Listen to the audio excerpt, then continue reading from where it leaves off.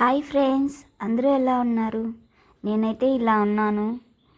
20 డేస్గా కిడ్నీలో ప్రాబ్లం ఎక్కువైపోయింది. మనిషిని చాలా డల్ అయిపోయాను. నోటికి ఏం తిన్నా సహించట్లేదు. అందుకే అంటారు పెద్దలు, అమ్మ నాన్న ఎవరో ఒకరు ఉండాలి అనేసి. నా జీవితంలో ఎవ్వరూ లేరు.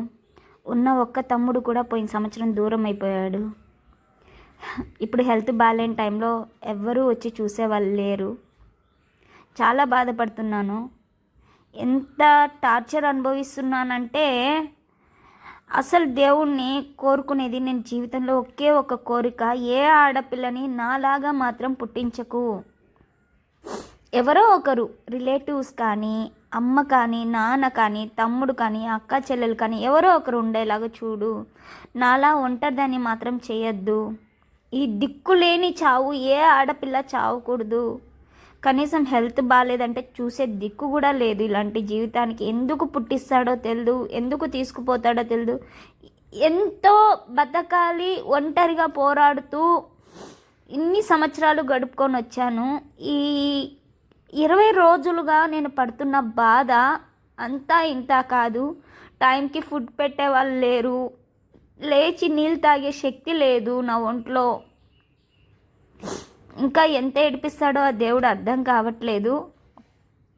మీ అందరి ముందు తింటున్నాను కదా, 20 డేస్ తర్వాత ఈరోజే తింటున్నాను మనశ్శాంతిగా.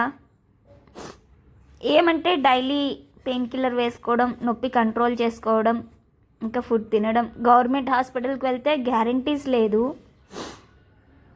ప్రైవేట్ హాస్పిటల్స్కి వెళ్ళి చూపించుకునే అంత శక్తి మాకు లేదు. అందుకనేసే ఇంకా ఇంట్లోనే కంట్రోల్ చేసుకుంటున్న పెయిన్ని. ఎవరో వస్తారు ఏదో చేస్తారు అనే ఇది లేదు ఫ్రెండ్స్. జాను చూసారా, నాకు హెల్త్ బాగాలేనప్పటి నుంచి చాలా డల్ అయిపోయింది. నేను తింటున్నానని వచ్చి నా పక్కన కూర్చొని ఉంది. ఒక 5-6 ముద్దల లోపలికి పోగానే పెయిన్ వచ్చేస్తుంది. వద్దు ఫ్రెండ్స్, నాలాగా ఎవరు బాధపడకండి. ఎవరో ఒకరి జీవితంలో ఉండాలి. మా హస్బెండ్ ఉన్నారు, ఆయన ఎంతవరకని చూసుకుంటాడు. ఒక మగాడయ్యుండి